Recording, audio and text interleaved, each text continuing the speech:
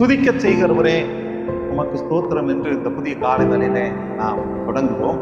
2 சாமுவேலின் புஸ்தகம் 22ஆம் அதிகாரம் 49-50 நீங்கள் வாசித்து பாருங்கள்.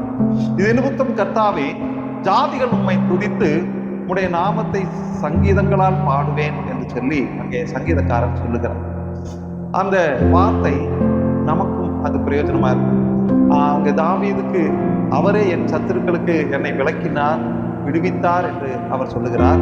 எனக்கு விரோதமாய் எழுப்புகிறவர்கள் மேல் என்னை உயர்த்தினீர் என்று சொல்லி அங்கே சங்கீதக்காரன் சொல்லுகிறார்.